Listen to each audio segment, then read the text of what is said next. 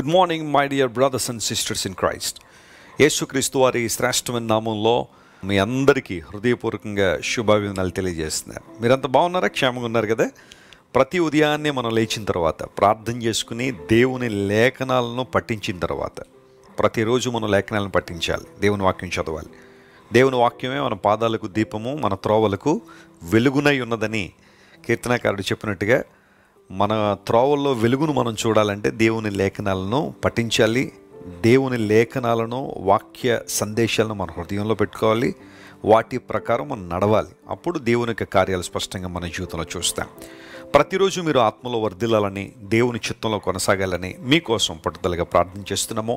Christ tip సెంటర్లో ఉన్న మీ అందరూ కూడా జాన్ వెస్లీ ఇంటర్నేషనల్ మినిస్ట్రీస్ ద్వారా వాక్యం ద్వారా బలపడుతున్న మిమ్మల్ని అందరినీ దేవుడు మరింత గొప్పగా దీవించాలని మీకోసం పట్టుదలగా ప్రార్థన చేస్తున్నాం.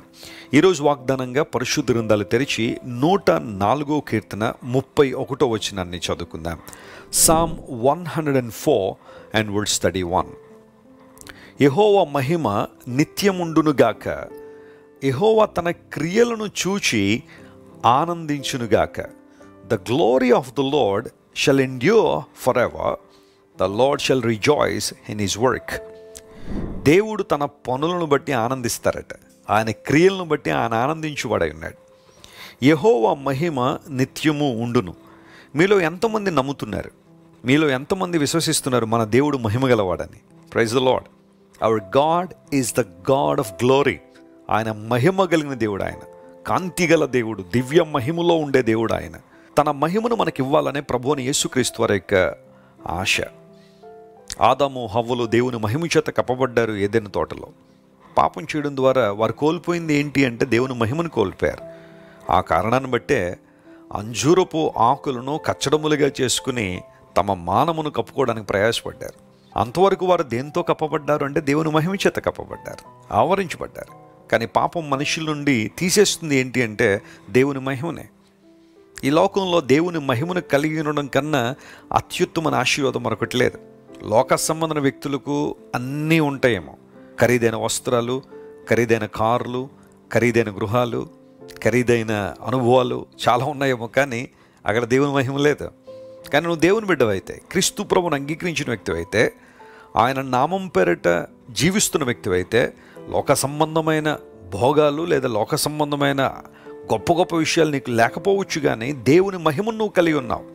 That matters most. అది స్పిరిచువల్ రియల్మ్లో, ఆధ్యాత్మికమైన పరిధిలో చాలా గొప్ప విషయం. అది దేవుని మహిమ మనం కలిగి లేకపోతే మనం కేవలం వట్టివారమే లేదా కేవలం మట్టివారమే. కానీ దేవుని మహిమే మనలను దేవునికి దగ్గరగా చేరుస్తుంది. మన దేవుడు మహిమ గలవాడు. యోహాను భక్తుడు ప్రకటన గ్రంథాన్ని రాస్తూ ఏమంటాడంటే, మనలను ప్రేమించుచు మన పాపముల నుండి మనల్ని విడిపించిన దేవునికి మహిమ యుగముల పర్యంతం కలుగునుగాక అన్నాడు. దేవుడు మహిమ గలవాడు కాబట్టి, యేసుక్రీస్తు ప్రభులో మహిమ ఉంది కాబట్టి ఆయన తన ప్రేమను మన పట్ల వ్యక్తం చేశారు. రెండవది, మన పాపముల నుండి మనల్ని ఏం చేశాడు? ఆయన విడుదల చేశారు. ఎందుకు పాపము నుండి విడుదల చేయాలంటే, పాపంలో జీవించే ఏ వ్యక్తి కూడా దేవుని మహిమను పొందలేడు, ఆయన ప్రభావంలో కొనసాగలేడు. యేసు ప్రభువారు నీ కోసం, నా కోసం శిలువ మీద మరణించి తన ప్రాణాన్ని మన కోసం అర్పించి, క్రయధనముగా ఆయన తన రక్తాన్ని మన కోసం కార్చి మనల్ని ఎందుకు విడిపించారో తెలుసా? మనందరం కూడా దేవుని మహిమతో నింపబడిన వారంగా ఉండాలనే దేవునికి ఆలోచన. అంత మాత్రం కాదు, పేతురు భక్తుడు అంటాడు, రూపాంతర కొండ మీద యేసుక్రీస్తు ప్రభువారిని చూసిన పేతురు ఆ తర్వాత కాలంలో తన పత్రిక రాస్తూ అంటాడు. పేతురు రాసిన 2వ పత్రిక 1వ అధ్యాయం 17వ వచనంలో ఆయన ఏమంటాడంటే, మహాదివ్య మహిమ నుండి వెలువడిన ఒక శబ్దము అనే మాట వాడాడు.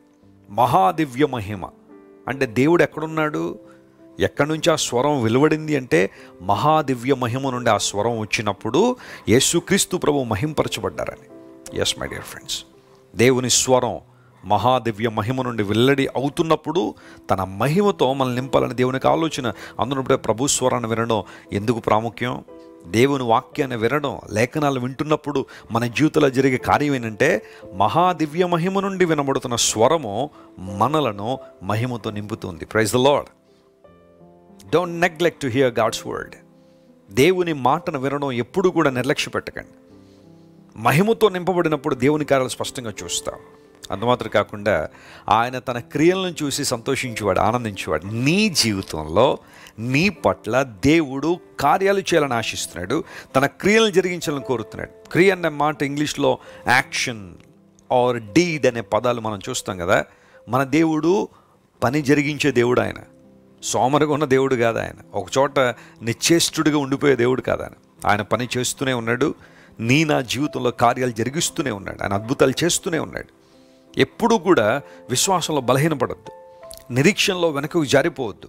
నీ దేవుడు నీ కొరకు పని చేస్తున్నాడు. ఆయన నీ జీవితంలో మేలు చేయాలని కోరుతున్నాడు. నీ ప్రతికూల పరిస్థితులను అనుకూలంగా మార్చినట్లుగా, నీ ప్రార్థనలను దేవుడు స్తుతిగా మార్చినట్లుగా, నీ ఉపవాసములను మనోహరమైన పండుగలుగా మార్చినట్లుగా దేవుడు తన కార్యం జరిగిస్తూనే ఉన్నాడు. నమ్మగలవా? విశ్వాసం ఉంచగలవా? ఆయన నీ పట్ల చేస్తున్న కార్యాలను చూసి దేవుడు ఆనందపడతాడు, సంతోషపడతాడట.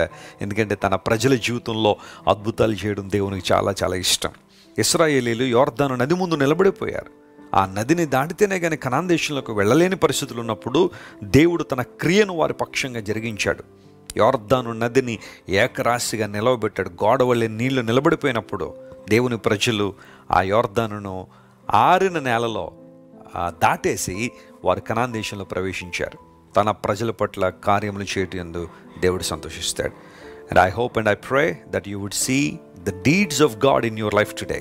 ఈరోజు దేవుని యొక్క క్రియలు, ఆయన కార్యములు నీ జీవితంలో స్పష్టంగా జరుగును గాకని దేవుని సేవకునిగా ప్రకటిస్తున్నాను. ప్రార్థన చేసుకుందాం. ప్రేమగల తండ్రి, గొప్ప దేవ, నువ్వు మహిమగల దేవుడు నాయన. నీ మహిమ నిత్యము ఉండేది ప్రభు. ఒక వారం, ఒక నెల, ఒక సంవత్సరం ఉండి గతించిపోయే మహిమ కాదు ప్రభు అనేది. నీ మహిమ నిత్యం ఉండేది కనుక నీకు స్తోత్రాలు. ఆ మహిమతో మమ్మల్ని నింపాలని ఆశిస్తున్న దేవా నీకు స్తోత్రాలు. ఈరోజు మా ప్రియులు ఎవరైతే ఆధ్యాత్మికంగా బలహీనమైన స్థితిలో ఉన్నారో, చీకట్లో ఉన్నారో ప్రభు, అంధకారంలో మ్రొగ్గుతున్నారో, వారిని వెలుగులో నడిపించిన ఆయన నీ మహిమతో నింపమని కోరుతున్నాము. నీ ప్రజల జీవితంలో నీవు చేసే కార్యాలను చూసి నువ్వు సంతోషించు దేవుడు కనుక నీకు వందనాలు. ఎవరైతే మా ప్రియులు నీ కార్యాలు తమ జీవితంలో జరగాలని, నీ క్రియలను స్పష్టంగా చూడాలని ప్రార్థిస్తున్నారో, నీ సన్నిధిలో గోజాడుతున్నారో, ఈరోజు వారందరి మీద దర్శించండి. బలమైన కార్యాలు యేసు నామంలో వారి జీవితంలో జరుగును గాకని ప్రకటిస్తున్నాం ప్రభువా.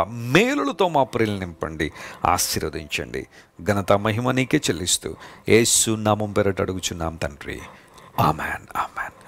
God bless you dear friends. Have a wonderful day. Christ worship centre ఓ బలమైన సంఘ ఉజ్జీవం. కొన్ని సంవత్సరాల క్రితం కేవలం ఇద్దరితో ప్రారంభించబడిన పరిచర్య నేడు ప్రపంచవ్యాప్తంగా లక్షలాది మందిని ప్రభావితం చేయుచున్నది.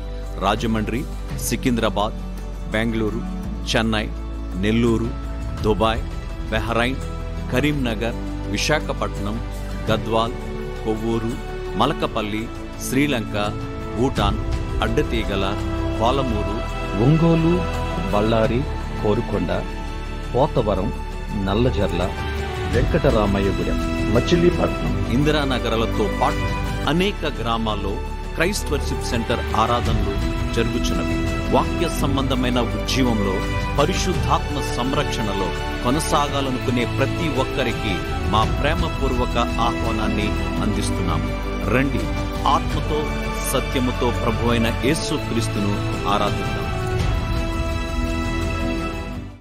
మీరు ఇంతవరకు విన్న దైవ సందేశం మరియు దేవుని సేవకులు చేసిన ప్రార్థన మీకు ఆశీర్వాదకరంగా ఉన్నదని విశ్వసించుచున్నాము. ఈ సందేశాన్ని మీ స్నేహితులకు, బంధువులకు షేర్ చేయండి. మీకు ఏదైనా ప్రార్థన అవసరత ఉన్నచో మా ఫోన్ నంబర్లకు కాల్ చేయండి. దేవుడు మిమ్మల్ని ప్రేరేపిస్తే విశ్వాసంతో సాగుచున్న ఈ పరిచర్యను ప్రోత్సహించండి. మరిన్ని వర్తమానాలు, పాటలు వినుటకు జాన్ వెస్లీ మినిస్ట్రీస్ అను మా యూట్యూబ్ ఛానల్ను సబ్స్క్రైబ్ చేసుకొనండి. ప్రభువైన యేసుక్రీస్తు కృప మీకు తోడైండును గాక.